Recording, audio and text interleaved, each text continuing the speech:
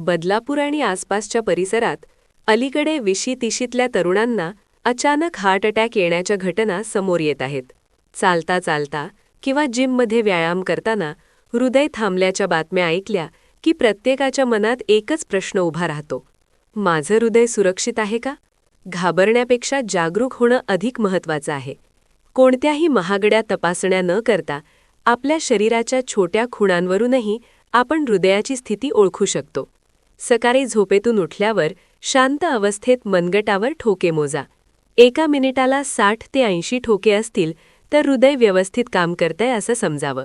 विनाकारण 100च्या पुढे ठोके जात असतील तर शरीर काहीतरी इशारा देत आहे. रोजच्या हालचालींमध्येही संकेत मिळतात. स्टेशनचा पूल किंवा घरच्या पायऱ्या चढताना 2-3 पायऱ्यांतच श्वास फुलत असेल, छातीत जडपणा जाणवत असेल तर ते धोक्याचं लक्षण ठरू शकतं. निरोगी व्यक्तीला किमान 2 मजले आरामात चढता आले पाहिजेत.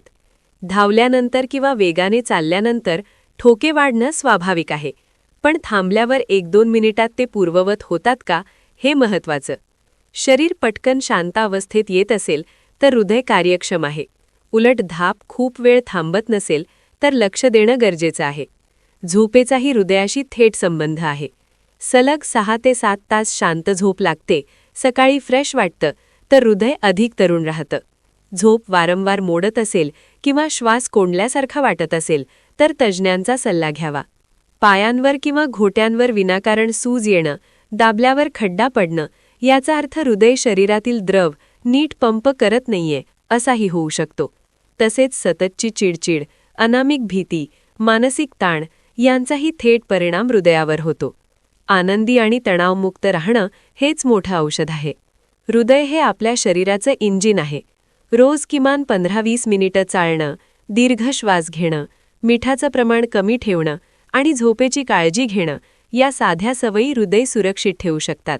तुमचं हृदय फक्त तुमचाच नाही तर तुमच्या कुटुंबाचा आधार आहे. म्हणूनच जागरूक व्हा, ही माहिती इतरांपर्यंत पोहोचवा आणि दवाखान्याची पायरी चढण्याआधीच आपल्या हृदयाचा आवाज ऐकायला शिका. जागरूक नागरिकच सुदृढ बदलापूर घडवू शकतो.